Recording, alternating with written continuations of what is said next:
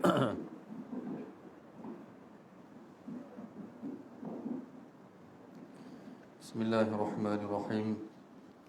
Assalamualaikum warahmatullahi wabarakatuh. Innal hamdalillah nahmaduhu wa nasta'inuhu wa nastaghfiruhu wa nu'minu bihi wa natawakkalu alayhi wa na'udzu billahi min shururi anfusina wa min sayyiati a'malina. May yahdihillahu fala mudilla lahu wa may yudlilhu fala hadiya lahu. ونشهد أن لا إله إلا الله وحده لا شريك له ونشهد أن سيدنا محمدا عبده ورسوله صلى الله عليه وعلى آله وصحبه وبارك وسلم تسليما كثيرا كثيرا أما بعد.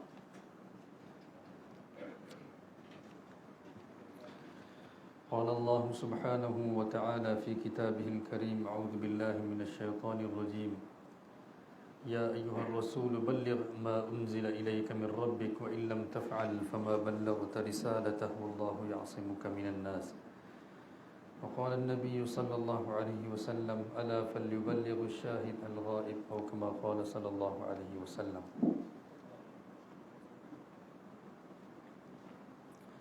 الدعوة للأفراد والأشخاص دعوة النبي صلى الله عليه وسلم لأبي بكر.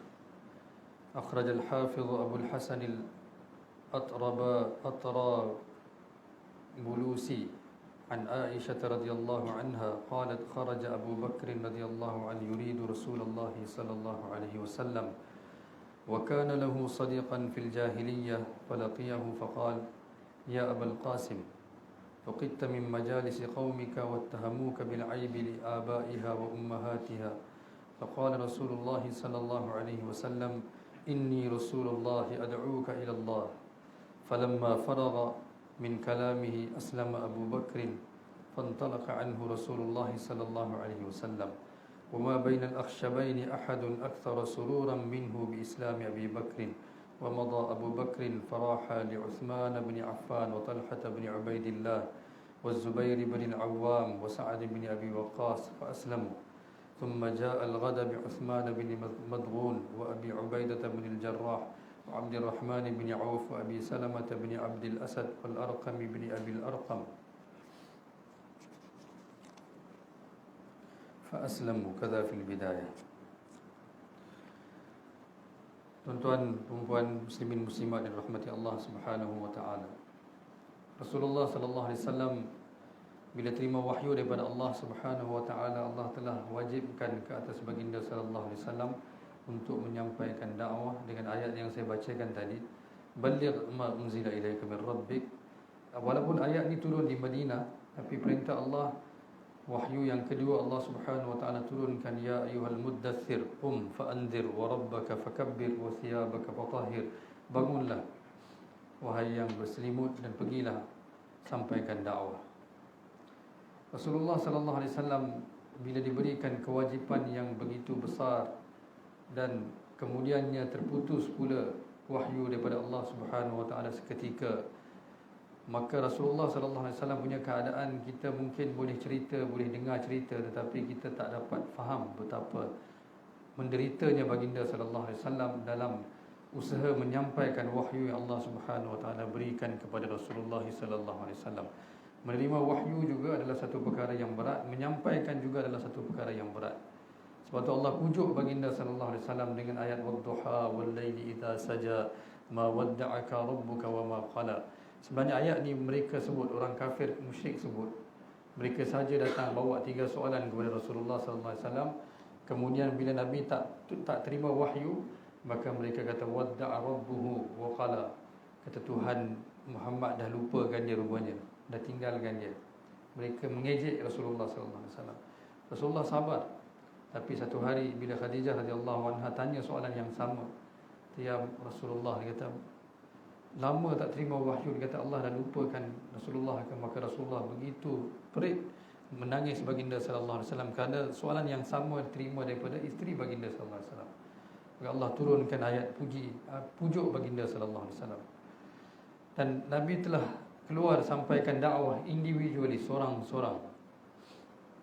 Dalam yang hadis yang saya bacakan tadi berkenaan dengan dakwah Nabi sallallahu alaihi wasallam, Nabi SAW bila terima wahyu, ni Aisyah radhiyallahu anha meriwayatkan, maka satu hari Rasulullah SAW didatangi Abu Bakar. Abu Bakar datang jumpa Abu Bakar ni, Aisyah radhiyallahu anha kata kawan baik Rasulullah sebelum Rasulullah terima wahyu lagi, sebelum Nabi menerima wahyu lagi. Dia kata kat Rasulullah, kata ya Rasulullah, dia kata aku dengar apa ni kau dah tak nak duduk dengan kita lagi, dan kau mula menghina agama tok nenek kita. Maka Nabi SAW terus kata, inni Rasulullah ad'uka ila Allah. Kata aku adalah Rasulullah, aku mengajak engkau kepada Allah.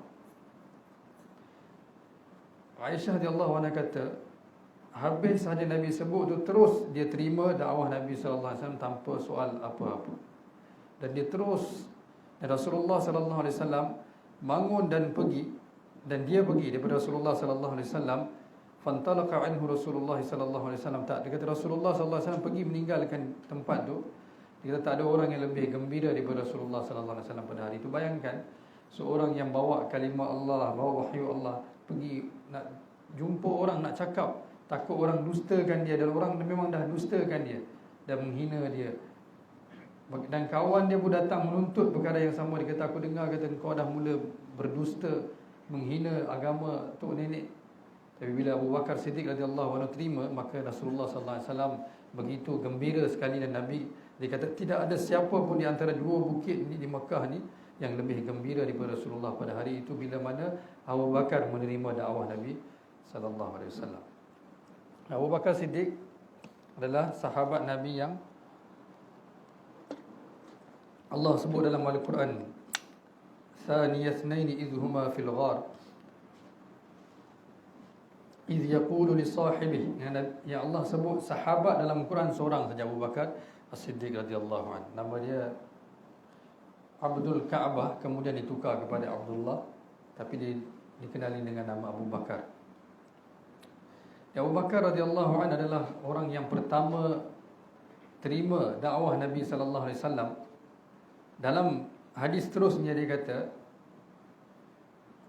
satu hari ada seorang sahabat meriwayatkan, kata berlaku sedikit pertengkaran antara Umar dan Abu Bakar As-Siddiq radhiyallahu anhu. Bila Abu Bakar Siddiq radhiyallahu anhu menyesal dengan kata-kata dia yang telah memarahi Umar, maka Abu Bakar minta maaf. Dia kata minta maaf, dia kata aku dah tinggikan suara aku. Abu Bakar kata dia tak akan maafkan. Maka Abu Bakar pergi jumpa Rasulullah. Ya Rasulullah, dia kata aku telah bertengkar dengan Umar dan kini aku minta maaf, dia tak nak maafkan aku. Nabi kata jangan risau, ghafarallahu laka ya Abu Bakar. Kata Allah dah ampunkan kau wahai Abu Bakar. Bila Umar radhiyallahu anhu mula fikir panjang, dia pun datang. Dia kata dia nak jumpa Abu Bakar, nak bagi tahu okeylah kita berdamai dan aku maafkan kau. Maka Nabi palingkan wajah Rasulullah daripada Umar radhiyallahu anhu. Rasulullah kata itulah, dia kata bila kau semua tolak aku, dia kata Abu Bakar lah yang telah terima dakwah tanpa tanya sepatah pun. Sebab apa? Rasulullah dikenali sebagai As-Sadiq Al-Amin, yang cakap benar, yang beramanah. Tapi semua mereka yang dulu kata dia beramanah, yang kata dia bercakap benar, mereka pun mula mendustakan Rasulullah SAW. Sebab ini bukan perkara kecil. Tuan-tuan, hari ini kita ni tak ada terima kewajipan seperti mana Rasulullah terima. Kita dakwah pun by choice. Kita rasa suka, kita pergi dakwah. Kita rasa malas, tak apa. Kita kata kubur masing-masing, kita ambil sejadah, kita semayang dekat satu penjuru. Rasulullah tak boleh. Allah kata bangun. Ibadat memang Rasulullah buat sebelum tu di Gua Hira. Kalau tak ada sekarang ni tak boleh. Qum fa'anzir wa rabbaka fakabbir wa thiyabaka fatahhir. Pergi bangun, kena keluar. Dan wasbir ala ma yaqulun. Orang cakap apa, sabar. Allah kata sabar atas kata-kata mereka. Bayangkan tuan-tuan, kalaulah perkara itu diberikan kepada kita, kata hari ini tuan kena pergi sampaikan dakwah kepada semua penduduk di satu kawasan, iaitu semua beragama lain, tuan kena pergi dakwah mereka. Kata bahaya. Bahaya tak bahaya? Allah akan pelihara, tuan kena pergi seorang-seorang. Kita nak pergi tak? Kata ya Allah, aku lemah, tak apa. Neraka pun tak apalah, masuk situ mati. Rasulullah pergi. Semua orang tolak Rasulullah SAW. Menangis Nabi kan. Keluarga Nabi sahaja mengetahui akan penderitaan Rasulullah, dan selepas itu orang yang paling mengetahui adalah Abu Bakar Siddiq radhiyallahu anhu. Maka Abu Bakar masuk saja Islam, dia pergi dakwah orang lain, yang nama-nama saya bacakan tadi, dan dibawa semua mereka tu datang kepada Rasulullah sallallahu alaihi wasallam pada keesokan hari, dan mereka telah masuk Islam. Uthman bin Affan, Talha bin Ubaidillah, Zubair bin Awam, Sa'ad bin Abi Waqqas. Yang mereka ni ada riwayat mengatakan Abu Bakar yang telah dakwah mereka, tapi Uthman bin Affan ni ada riwayat mengatakan Rasulullah yang jumpa. Nanti kita baca sekejap lagi.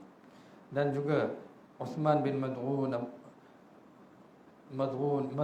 Abi Ubaidah Al-Jarrah, Abdul Rahman bin Auf, Abi Salamah bin Abdul Asad, Arqam bin Abi Arqam. Mereka ni semua masuk Islam dengan dakwah Abu Bakar Siddiq radhiyallahu anhu. Bukan sekadar itu, tapi Abu Bakar Siddiq lah yang telah bersama dengan Rasulullah. Dia telah semua duit yang dia ada tu dia belanjakan kepada Rasulullah sallallahu alaihi wasallam. Yang baki yang dia ada itulah dia beli unta buat persiapan untuk bawa ketika Nabi sallallahu alaihi wasallam berhijrah. Selepas 13 tahun Nabi menderita di Mekah, cuba sampaikan dakwah tapi ditolak. Yang dapat sedikit saja masa tu yang menerima Rasulullah sallallahu alaihi wasallam. 13 tahun. Daripada tak ada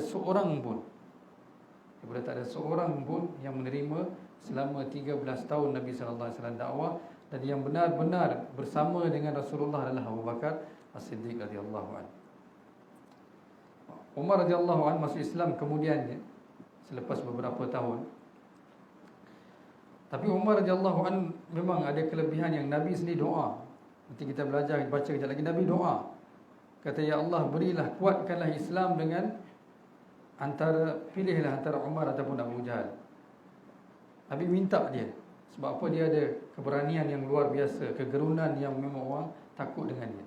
Tapi itu pun dia masuk kemudian. Tapi dia berlumba-lumba dengan Abu Bakar supaya dia dapat menjaga Rasulullah, dapat berdamping dengan Rasulullah, dapat bantu Rasulullah seperti mana Abu Bakar bantu. Tapi sampai akhir dia surrender. Tak boleh, tak mampu. Dalam peperangan Tabuk yang kita dengar kisah kan, bila mana Rasulullah sallallahu alaihi wasallam kata, semua belanjakanlah harta mereka untuk agama. Ketika itu semua bawa. Hari itu Umar kata, Abu Bakar dah tak ada duit dah. Kita dulu kat Mekah dia banyak duit, dia belanjakan duit semua kepada Nabi. Kata, sekarang aku kaya, dia miskin. Umar dulu di Mekah, dia pengembala unta. Tak ada apa, dia kata dia pergi mengembala 3 hari 4 hari, bawa balik sedikit segenggam bijiran yang cukup untuk dia seorang makan. Kata, sekarang ni aku dah ada kekayaan dan ni tak ada. Abu Bakar tak ada, Abu Bakar dah miskin, semua dah habis dia belanjakan. Yang ada tapi sikit lah. Hari itu dia datang dengan bawa harta. Dia kata, hari ini mesti Abu Bakar kalah dengan aku. Dia pun letaklah, dia longgokkan harta yang dia bawa tu. Dan dia bila tengok longgokkan yang Abu Bakar bawa, dia kata, ada sikit je, aku banyak. Rasulullah sallallahu alaihi wasallam dah faham dah, sebab Sayyidina Umar memang sentiasa berlumba dengan Abu Bakar. Sepatutnya Nabi sallallahu alaihi wasallam katalah, hari ini Sayyidina Umar telah bawa harta lebih banyak daripada Sayyidina Abu Bakar bawa. Jadi Umar menanglah. Nabi tukar soalan hari itu. Kalau ada orang datang bagi derma, kan dia bawa, contoh dia bawa cek 10,000, kata nak, Tuan Pengerusi ini 10,000 untuk surau. Tuan Pengerusi kata, saya tak nak tahu ini berapa ribu, saya nak tahu dalam akaun kau ada berapa banyak. Dia kata, kau nak ambil lah, ini bawa kau balik. Boleh ke kita tanya dia? Kata, saya tak nak 10,000 cek ni, yang saya nak tahu dalam akaun kau ada berapa juta. Kau bagi tahu tu dulu. Dia pun yang nak bagi 10,000 tu pun akhirnya dia kata, tak payahlah, aku bagi ini pun kau jual mahal lah. Nak tahu pula property aku, bank balance aku. Tapi Nabi tanya soalan tu, sedangkan tak ada kena-mengena dan siapa pun tak ditanya perkara tu. Nabi tanya, wahai Umar, apakah yang masih kau tinggalkan untuk keluarga kamu? Nabi tak tanya berapa banyak kau bawa ni. Sedangkan soalan ni memang tak valid pun. Mana ada orang bawa datang sedekah, kita tanya soalan macam tu. Nabi tanya kepada Umar, wahai Umar, apakah yang kau tinggal di rumah engkau untuk keluarga engkau? Umar kata, bila aku dengar tu saja aku kata, memang aku kalah. Ini memang aku kalah. Walaupun longgokkan harta yang aku bawa ni melebihi apa yang Abu Bakar bawa. Maka Umar kata, ya Rasulullah, aku tinggalkan separuh dan separuh lagi aku bawa hari ini. Maksud separuh daripada harta, dah banyak dah tuan-tuan, separuh. Kalau jutawan tu separuh juta dia bawa, setengah juta. Dan Nabi sallallahu alaihi wasallam tanya kepada Abu Bakar, wahai Abu Bakar, kau pula tinggalkan apa? Ma khallafta atau ma tarakta fi ahlik? Maka Abu Bakar jawab, taraktullah wa rasulah. Kata, aku hanya tinggalkan Allah dan Rasulnya saja. Maksud tak ada apa pun, tak tinggalkan apa pun. Aku hanya tinggalkan Allah dan Rasulnya, maksudnya tak ada apa. Sehingga baju dia tu pun dia bawa. Baju dia tu pun dia buka, dia bawa bagi kepada Rasulullah untuk peperangan Tabuk bila Nabi minta belanjakan harta. Dan dia pakai baju dibuat daripada guni yang dia jahit sendiri. Dia pakai guni itu. Malaikat Jibril datang kata ya Rasulullah, tanya Abu Bakar kenapa pakai baju guni hari ini. Rasulullah jawab bagi pihak Abu Bakar, dia kata kerana memang dia tak ada baju lah, dia dah bagi semua.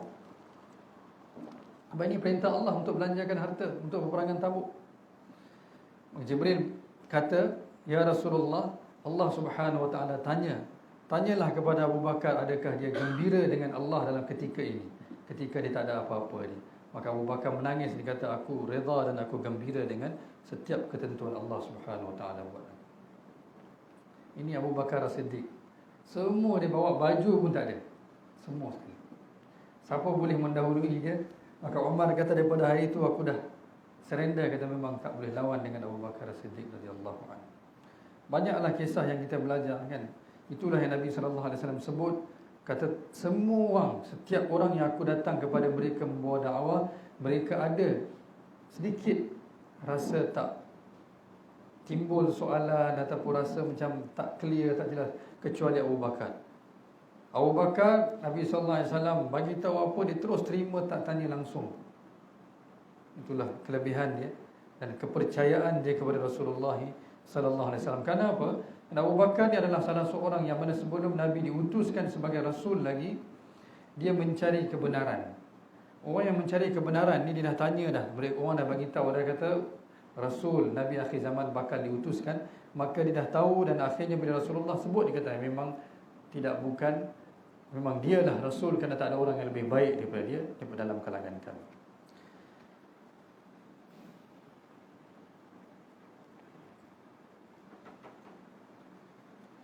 Seterusnya dakwah Nabi sallallahu alaihi wasallam kepada Umar bin Khattab radhiyallahu anhu. Ini mengikut turutan sebab khalifah kedua adalah Umar bin Khattab radhiyallahu anhu. At-Tabrani mengeluarkan, akhraj At-Tabrani an Abdullah bin Mas'ud qala qala Rasulullah sallallahu alaihi wasallam, Allahumma izz al-Islam bi Umar bin Khattab atau bi Abi Jahl bin Hisham. Abdullah bin Mas'ud radhiyallahu anhu adalah seorang sahabat yang golongan bawahan di Mekah. Dia bukan hamba tapi golongan bawahan orang Yaman, yang selepas dia masuk Islam mereka banyak dera dia sebab dia tak ada siapa-siapa nak tolong dia, nak bela dia. Ada orang dera dia. Abdullah bin Mas'ud lah kata, dia yang meriwayatkan berkenaan dengan berkenaan dengan Umar bin Khattab.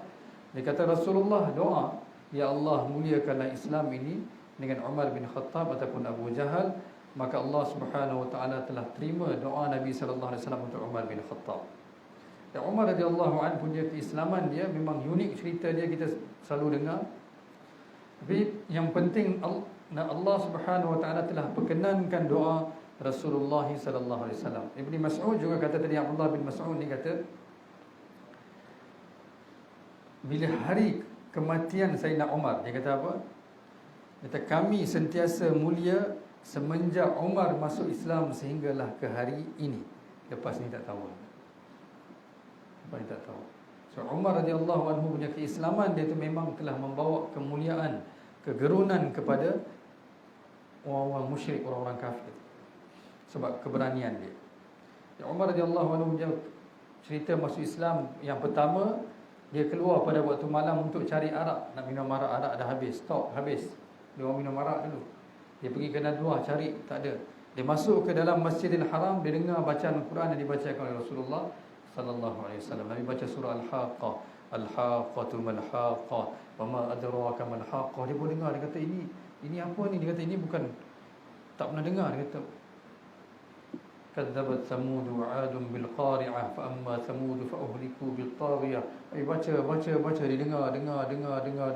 Surah yang Allah Subhanahu Wa Taala turunkan di Mekah ni, memang surah ni punya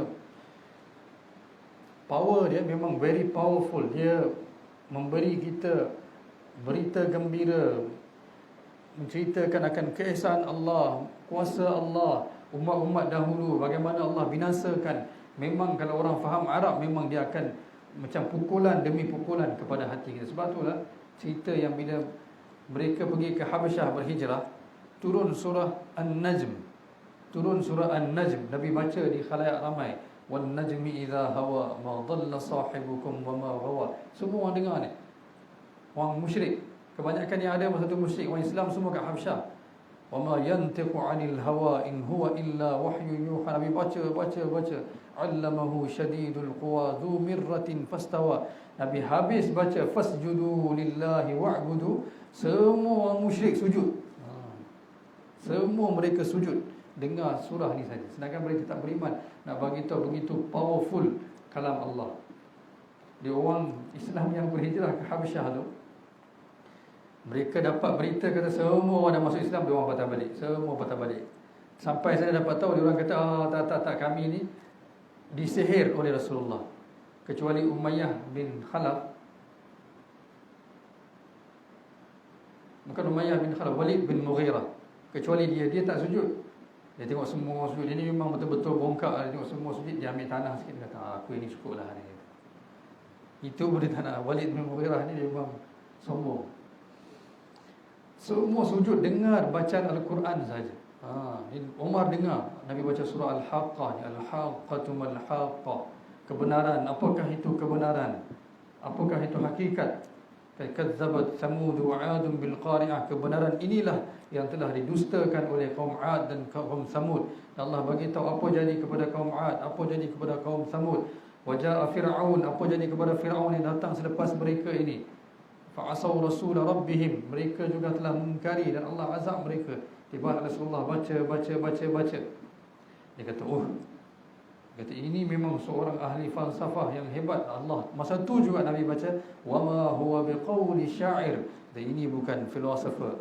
Dia kata, aku cakap boleh dengar. Dia kata, ini mesti ahli nujum punya. Wala biqauli kahin. Allah kata, ini bukan ahli nujum juga. Dia dengar tu, dia pun kepala dia pusing. Dia kata, mungkin sebab aku tak cukup minum hari ni. Dia balik. Lepas beberapa hari duduk dalam satu majlis, Abu Jahal, dia kata, siapa yang boleh dibunuh Muhammad? Dia kata, aku bagi duit. Dia Umar radhiyallahu anhu kata, aku boleh. Dia seorang berani. Macam saya kata tadi, dia memang sangat berani. Umar punya keberanian ini bukan sekadar orang musyrik Mekah. Kaisar dan Kisra pun menggigil. Raja Rom dan Parsi dengan nama Umar, mereka menggigil. So Umar ni dia orang yang berprinsip. Orang yang berprinsip. Dia sebenarnya orang yang paling berani di atas muka bumi ni adalah orang yang paling tidak takut. Orang yang tak takut. Faham? Orang yang berani ni bukan orang yang badan besar.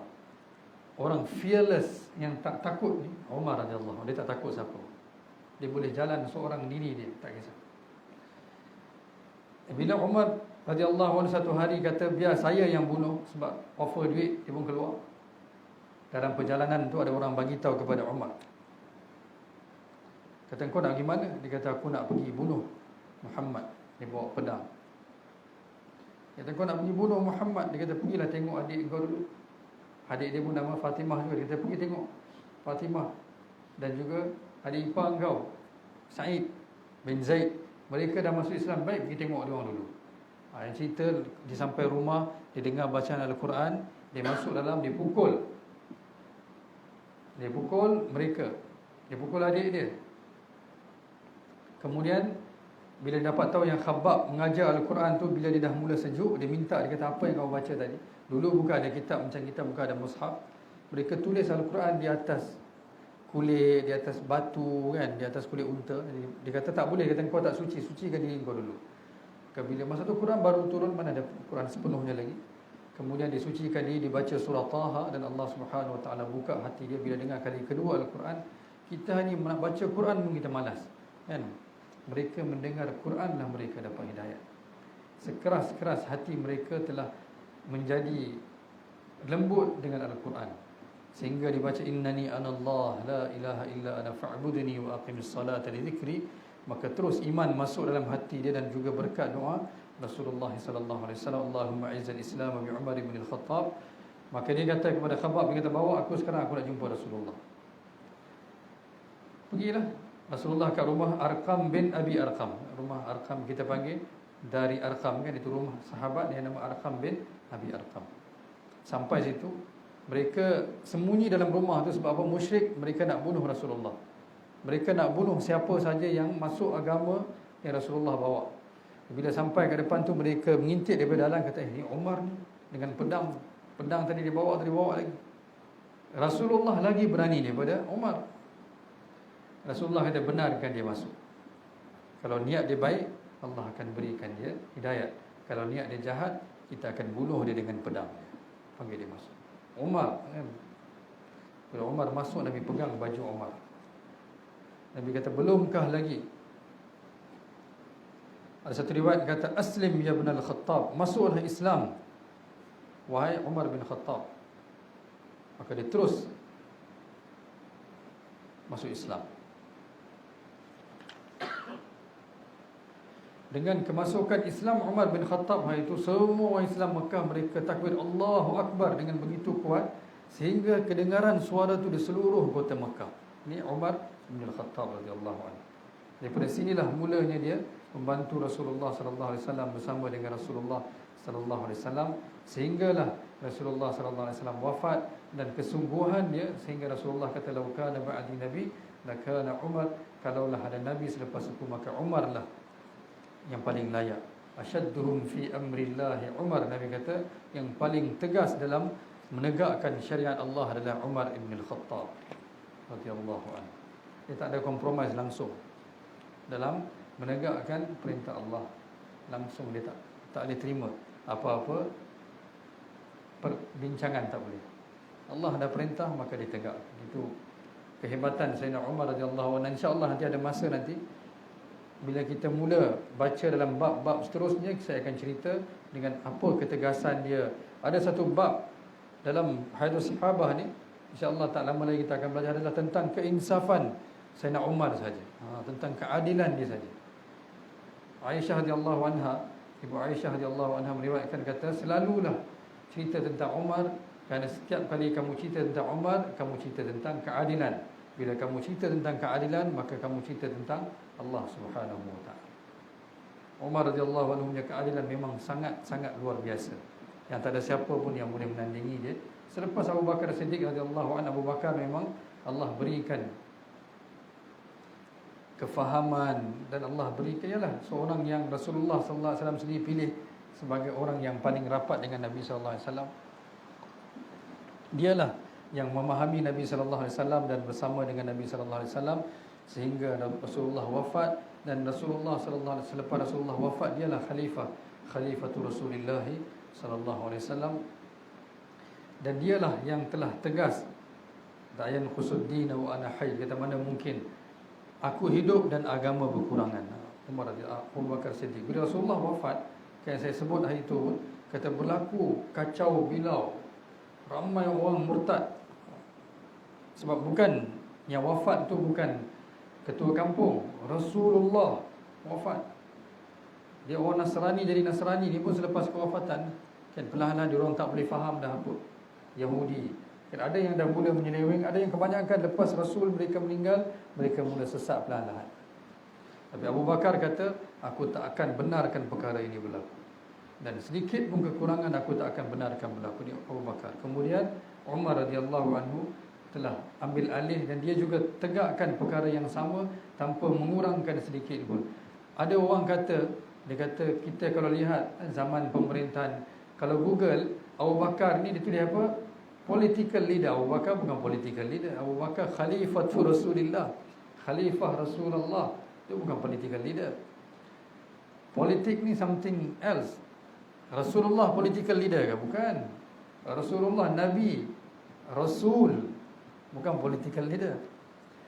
Ada orang kata, kalau kita baca tentang kehidupan 4 orang khalifah ni, kita akan nampak perbezaan. Zaman Sayyidina Abu Bakar lain sikit, Umar datang dia bawa lain sikit kan, prinsip lain sikit. Zaman Osman lain sikit, zaman Ali lain sikit. Sebenarnya tak mungkin perkara tu. Keempat-empat mereka sangat tegas, tidak membenarkan sikit pun perubahan dalam Islam. Itulah kehebatan empat-empat Khulafaur Rasyidin, sehingga mereka mati dibunuh. Sayyidina Abu Bakar 2 tahun saja. Umar, selepas tu Umar ambil alih. Umar dibunuh. Uthman ambil alih, Uthman dibunuh. Ali ambil alih, Ali pun dibunuh. Sebab apa? Ketegasan mereka. Tak boleh kompromis langsung. Orang yang kata otak kan zaman dulu pun kan perubahan datang, bila satu khalifah meninggal, khalifah lain datang, dia tukar. Tuan-tuan, itu mereka yang tak kenal, mereka yang tak tahu saja. Perkara ini Sayyidina Umar sendiri sebut dengan lidah dia. Bila mana dia dah menang Parsi kan, Kaisar dan Kisra tunduk depan dia, mereka kata, kenapa hidup miskin macam ni? Boleh je nak hidup kaya raya. Kata Rasulullah lain dah dulu susah, kita kan dah ada kekayaan. Sedangkan Umar lagi tahu, kata Rasulullah, hidup susah kena pilih kesusahan tu, supaya tak ada orang daripada kalangan kita yang kata bolehlah dulu Rasulullah kaya. Rasulullah pilih akan kesusahan supaya tak ada siapa pun jadikan alasan. Kata Rasulullah dulu kaya, Rasulullah dulu ada segala harta benda, bolehlah kita tak ada apa. Tak ada apa, sokongan pun tak ada. Yang sokong Nabi golongan yang tak ada power. Yang ada power dulu Walid, As bin Wa'il, Abu Jahal, Abu Sufyan masuk Islam, tapi mereka ni ada power masa tu. Umar pun tak ada apa. Sebab tu Sayyidina Umar cuma physically dan keberanian ni saja, saya beritahu dia bukan ada pengaruh. Bila Rasulullah datang patah Mekah, Abu Sufyan duduk daripada atas, dia tengok seorang grup besar-besar masuk kan masa patah Mekah.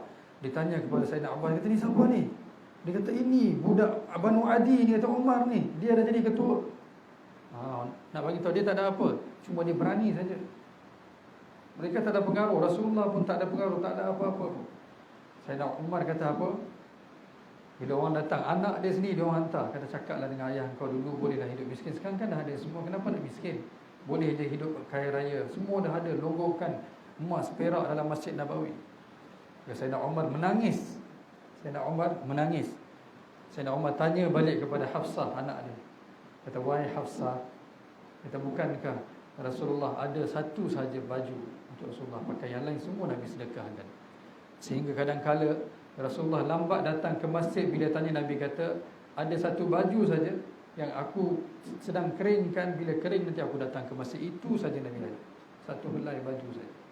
Tanya satu, dia tanya, wahai Hafsah, lupakah Rasulullah kadang nak makan tengah hari pun tak ada makanan, kadang berhari-hari Rasulullah tak ada makanan? Kita lupakah wahai Hafsah? Hafsah pun menangis, dia kata, ingat, kata, ya Rasulullah memang susah seumur hidup. Kita lupakah wahai Hafsah, satu hari engkau telah bentangkan alas tidur untuk Rasulullah. Rasulullah bangun pagi, Rasulullah kata, wahai Hafsah, tukar alas tidur ke ataupun baru ke? Hafsah, sama je, cuma aku lipat bagi tebal sikit. Rasulullah kata, jangan ya Hafsah, kerana ketebalan itu telah mengganggu aku, telah melalaikan aku daripada bangun malam. Hafsah kata, ni Sayyidina Umar bagi tahu, ingatkan, dia kata, lupakah Hafsah, satu hari Rasulullah kau hidangkan makanan di atas meja kecil. Rasulullah kata, kenapa letak atas? Letaklah bawah. Aku nak makan seperti seorang hamba makan di depan Tuhan dia, dengan tunduk. Kemudian dia kata apa? Dia kata, wahai Hafsah, dia kata, 3 kawan yang telah jalan bersama, susah bersama, 2 daripada mereka telah kembali dengan berjaya, yang ketiga tak nak tukar jalan yang lain, dan akhirnya dia gagal. Kata, biarlah aku hidup miskin, susah, seperti mana Rasulullah telah hidup, seperti mana Abu Bakar telah hidup. Abu Bakar Siddiq radhiyallahu anhu pun bukan lepas Rasulullah wafat dia hidup kaya raya, tak ada apa. Begitulah hidup dia sampai dia mati. Allahu Akbar. InsyaAllah nanti kita belajar lagi tentang kehidupan Abu Bakar Siddiq radhiyallahu anhu, tentang Umar radhiyallahu anhu, bila sampai dalam bab kelaparan, dalam bab kesusahan, dalam bab jihad mereka, dalam bab pengorbanan mereka. InsyaAllah bila sampai bab tu saya akan cerita. Kalau cerita semua malam ni, jadi bila sampai bab tu kita tak sempat nak belajar lagi, tak ada apa nak belajar lagi. Kemudian yang ketiga pula, dakwah Nabi sallallahu alaihi wasallam kepada Sayyidina Uthman bin Affan radhiyallahu anhu.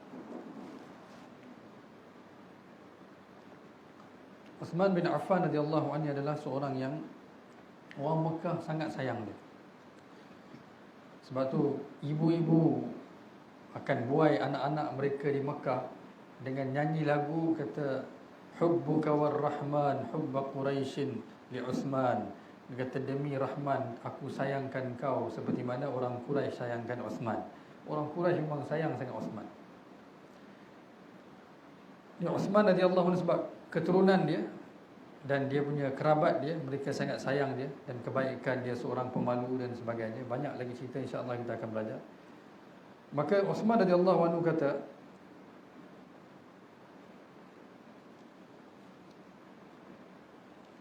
aku menziarahi ibu saudaraku